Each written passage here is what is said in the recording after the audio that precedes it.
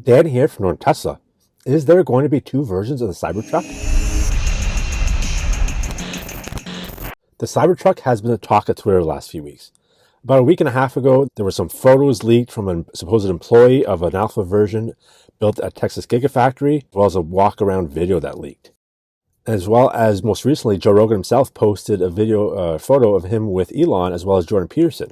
In those videos and photos, you can see a new style wheel without the aero cap, the added side mirrors, still no door handles on the doors, and of course, that giant windshield that everyone loves to hate. As production looms, I think we're going to see a lot more of these leaks and rumors. One of the recent rumors is that there'll be two versions of the Cybertruck. Before I get into it though, if you're watching these videos and aren't subscribed yet, let's change that and get yourself subscribed right now. This news of a second version comes from Trip Chowdhury, who's an analyst with Global Equities Research and a well-known Tesla bull. He recently said that two versions would be announced at an event in March, stating the new version will be about 20% smaller than the current build.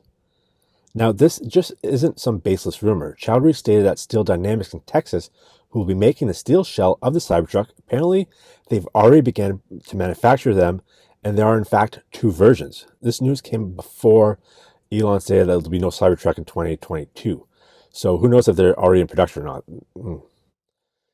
Anyways, Elon did say a while ago that there'll be a smaller version fitted for the European market. So there is some truth to these claims.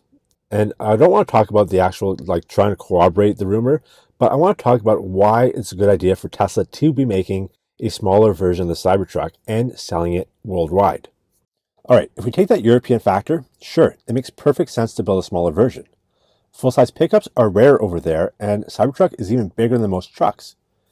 Europeans tend to buy trucks as utilitarian, featureless vehicles, not like the fully loaded pickups in North America.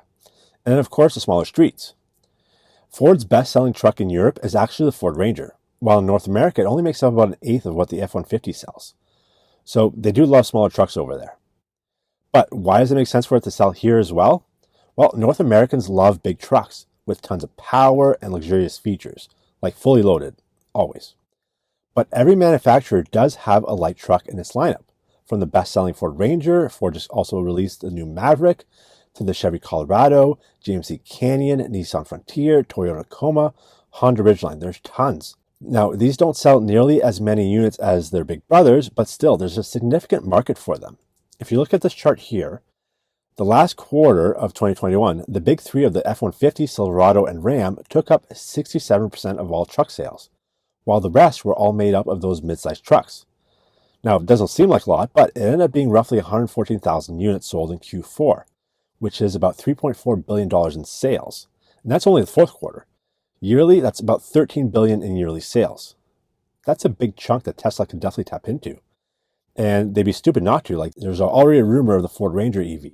Also, I think the typical mid-sized truck buyer isn't your construction worker or heavy hauler. Think more your weekend warrior and daily driver. One, Tesla's are already great daily drivers. I love my car as a daily driver. It's amazing.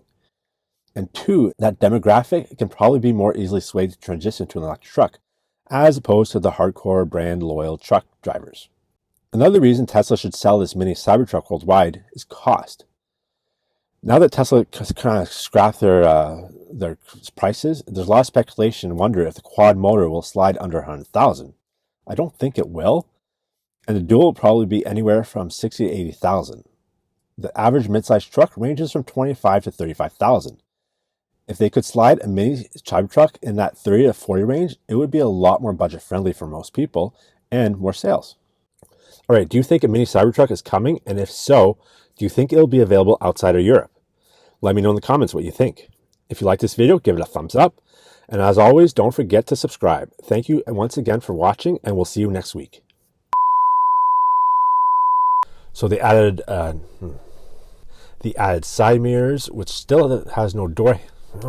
A employee, supposedly an alpha build of the employee at Austin, there was this news of a second version comes from making the steel shell. This news of a second version comes from Trip